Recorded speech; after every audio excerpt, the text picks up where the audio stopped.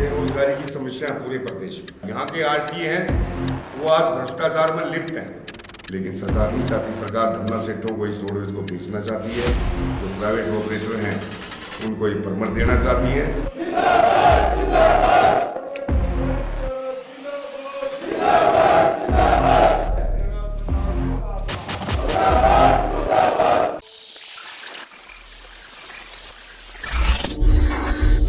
कहीं देश के कोने में तो युवा प्रोटेस्ट कर रहा है, तो कहीं किसी देश के कोने में डॉक्टर प्रोटेस्ट कर रहे हैं, तो किसी देश के कोने में टीचर प्रोटेस्ट कर रहे हैं।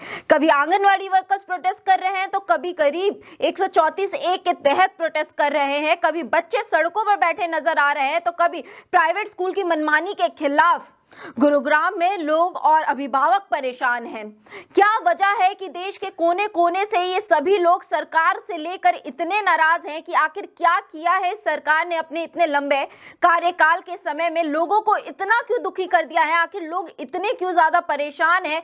कुछ लोगों को छोड़कर सरकार से हर कोई नाराज है। आखिर क्या वजह है? सरकार किस तरह से काम कर रही है कि आज हर कोने से आवाज आ रही है कि हम अब सरकार को वोट की चोट देंगे, क्योंकि सरकार ने हमारे हित के लिए कोई काम नहीं किया है। अगर हम बजट की भी बात करते हैं तो बजट आज का नहीं 25 साल बाद का फ्यूचर प्लान दिखाता है आपको। यानी कि आज की अगर हम बात करते हैं तो बजट में आप भी इस सवाल पर एक क्वेश्चन मार्क है कि क्या बजट आज के लिए है या फिर 25 साल के बाद की है। 25 साल बाद की तस्वीरें किसने देखी हैं? किसी ने भी नहीं देखी है। सवाल उठता है कि आज आप क्या कर रहे हैं। अब हम आपको बात बता दें कि गुरुग्राम हरियाणा रोडवेज, यानी कि गुरुग्राम में जो हरियाणा रोडवेज का डिपो है, वहां पर भी अब एक और मीटिंग हुई, जिसके अंदर साझा मोर्चा ने एक मीटिंग की और जहां लोगों को बताया कि किस तरह से अब बसों का निजीकरण होने वाला है। यानी कि अब जो बसें पब्लिक सेक्टर्स के हिसाब से चलती थी, यानी जो बसें चलती थी, अब वो प्राइवेटाइज हो जाएंगी। यानी कि अब 8 बसें चल रही हैं, तो उसमें से सिर्फ 2 बसें पब्लिक सेक्टर की होंगी, बाकी प्राइवेट सेक्टर की होंगी।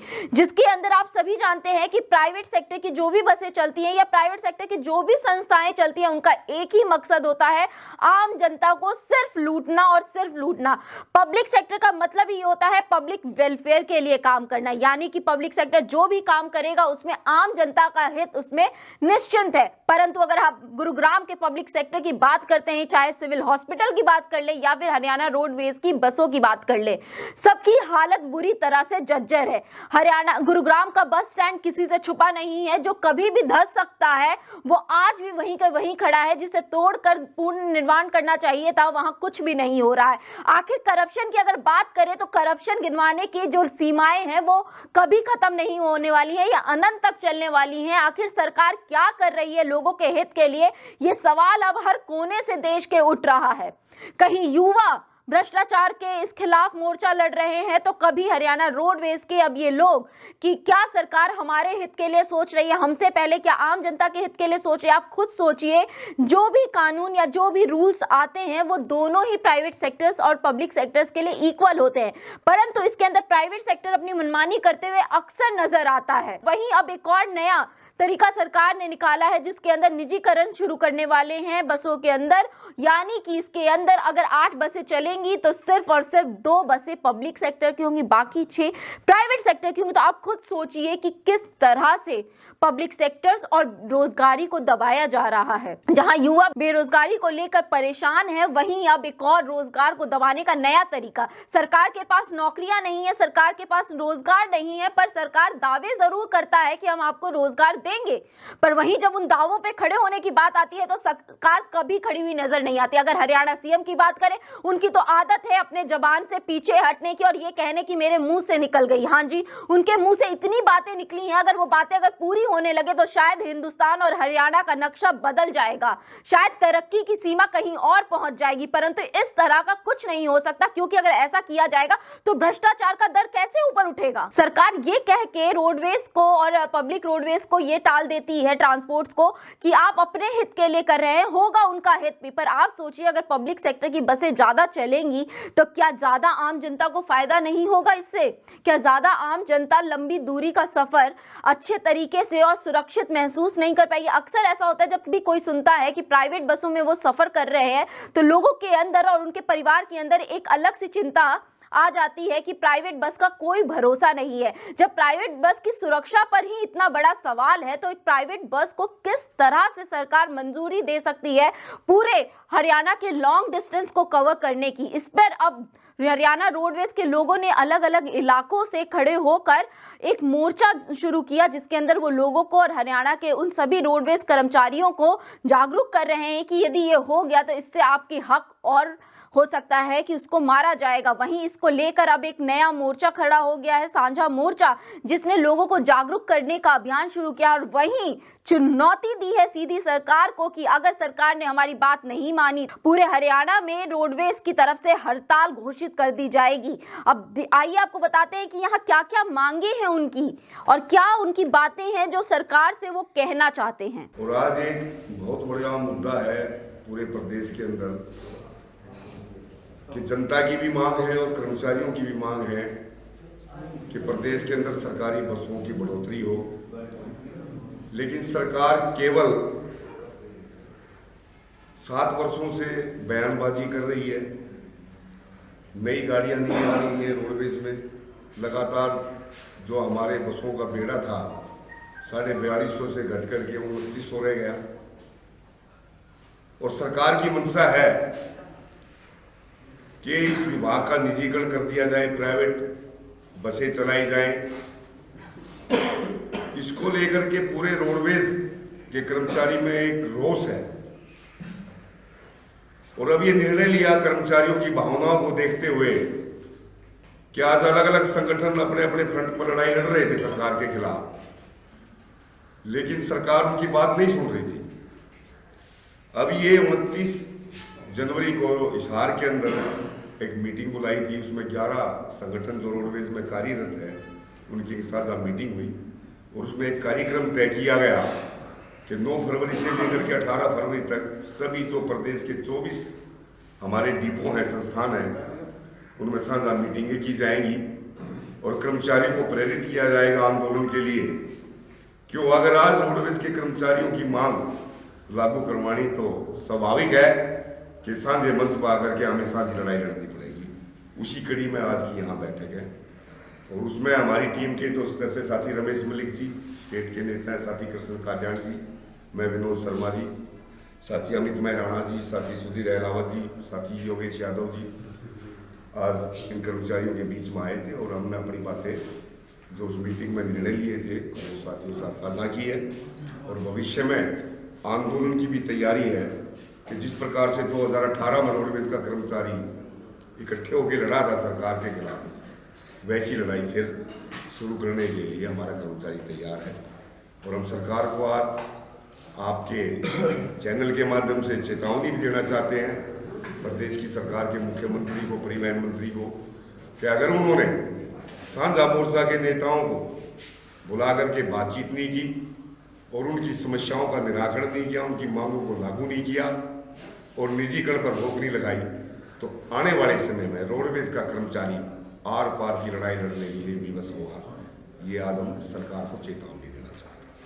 ठीक है, अगर हम बात करते हैं रोडवेज की और जो बसें चलती हैं सड़कों पर, उसमें अगर हम बात करते हैं जो लोग कंडक्टर या ड्राइवर मौजूद रहते हैं उनको किस तरह की समस्या रोजाना फेस करनी पड़ती है और जिसके लिए आप चाहते हैं कि सरकार उनके हित के लिए भी काम करे?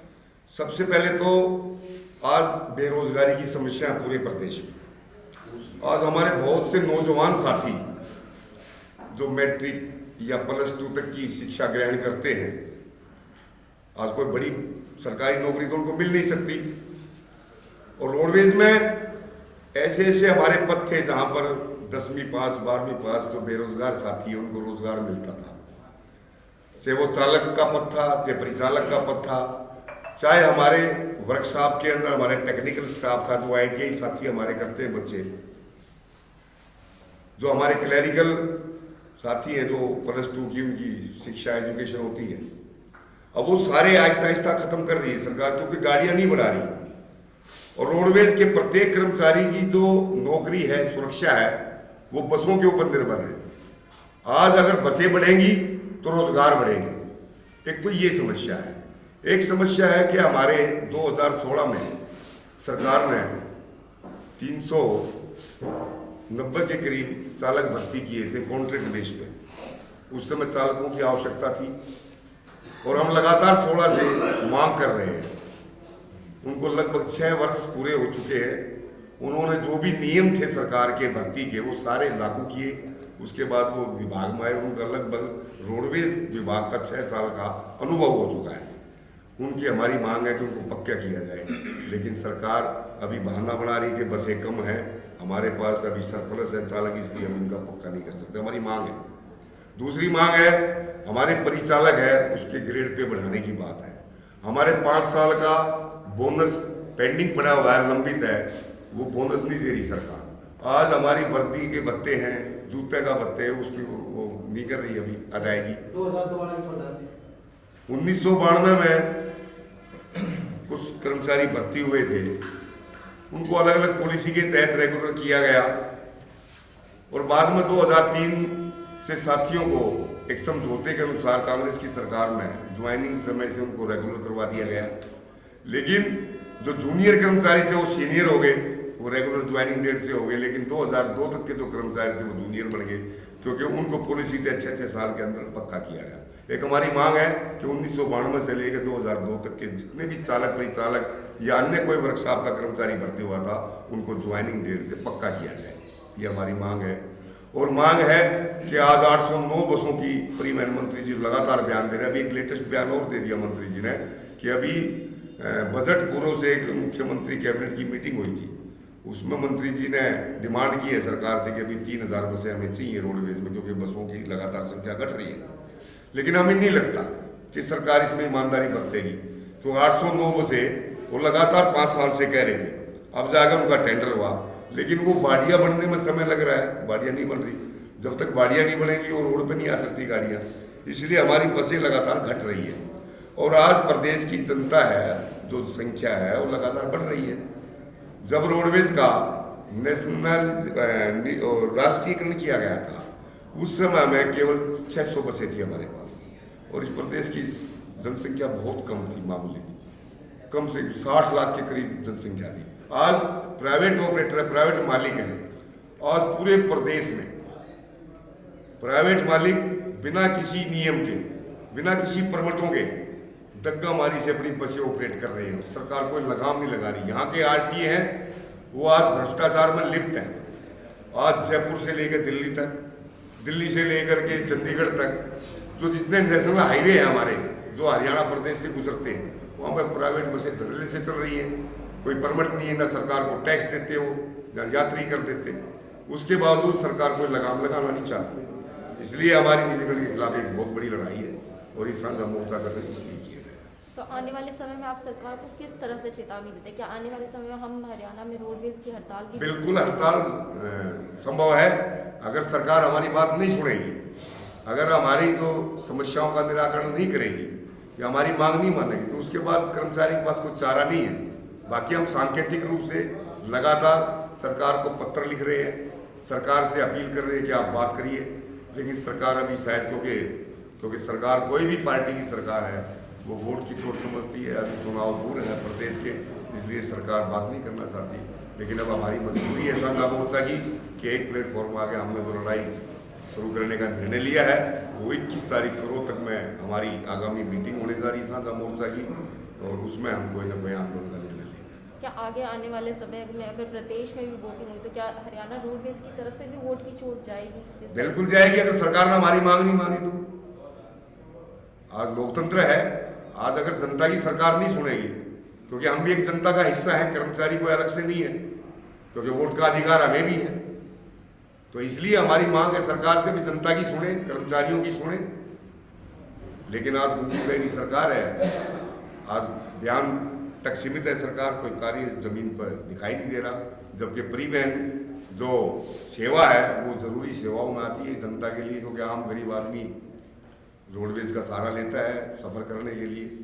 लेकिन सरकार नहीं चाहती, सरकार धन्ना सेठों को इस रोडवेज को बेचना चाहती है, जो प्राइवेट ऑपरेटर हैं उनको ये परमिट देना चाहती है, ताकि वो जो एक बहुत बड़ा पैसा कमाई का जरिया है ट्रांसपोर्ट में, वो उनके लोगों के जेब में जाए और ये विभाग खत्म हो जाए, ताकि किसी कर्मचारी को, किसी नौजवान को पक्का रोजगार ना मिले, कॉन्ट्रैक्ट पे भर्तियां हो और थोड़े से वेतन में सरकार उनका शोषण करे। इसके लिए रोडवेज के कर्मचारी में एक जागृति आई है, उसके लिए साझा मंच का गठन किया गया है और उसकी लड़ाई के लिए हम सभी साथी एक मन बना करके, अपने सम्मत भेद बुला करके और बिल्कुल लड़ाई लड़ने के लिए तत्पर। मैं कृष्ण काद्यान, हरियाणा रोडवेज कर्मचारी साझा मोर्चा के हमारे सभी साथी जो टीम आई हुई है आज गुड़गांव में, वो इस विषय पर आई हुई है जो 28-29 मार्च को एक राष्ट्रव्यापी हड़ताल होने जा रही है। उसके लिए सभी कर्मचारियों को एक चेतना दें, उनको समझाएं, क्योंकि वो जो हड़ताल होगी वो हमारे निजीकरण के लिए और नई पेंशन स्कीम को बंद करने के लिए, क्योंकि जो नई पेंशन स्कीम है वो बहुत ही बुरी नीति है। उसमें हमारे कई साथी रिटायर हुए हैं, उनकी 950 रुपये पेंशन बनी है नई, उससे तो वो पेंशन हम बंद करना चाहते हैं और पुरानी पेंशन लागू करवाने के लिए 28-29 तारीख को हड़ताल करने की ऊपर से जो काल आई हुई है उसके लिए लोगों को जागरूक भी कर रहे हैं। और बीच में 21 तारीख को जो रोहतक में मीटिंग होगी उसमें साझा मोर्चा के सभी साथी बैठ करके निर्णय करेंगे। उसमें अपना मांग पत्र भी देंगे, जितने भी हमारी राज्य की मांगे हैं वो भी हम पूर्ण करने की कोशिश करेंगे। और उसमें हम 21 तारीख को कोई न कोई एक आंदोलन भी देंगे।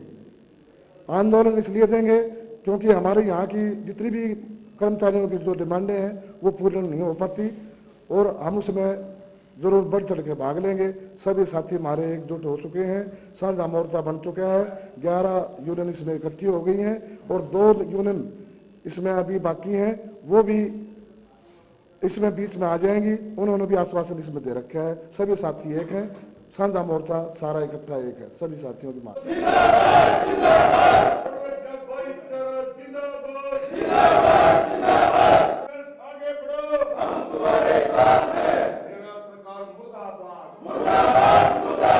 तो जैसा कि आपने सुना कि किस तरह से प्राइवेटाइजेशन को लेकर अलग अलग लोग और अलग अलग उनकी राय हैं। हर किसी को प्राइवेटाइजेशन को लेकर एक अलग ही खतरा देखने को मिल रहा है। आखिर क्या वजह है कि प्राइवेटाइजेशन से लोग इतना डर रहे हैं? शायद लोगों को भी इस चीज का आभास हो गया है कि प्राइवेटाइजेशन शायद उनके हित के लिए नहीं है।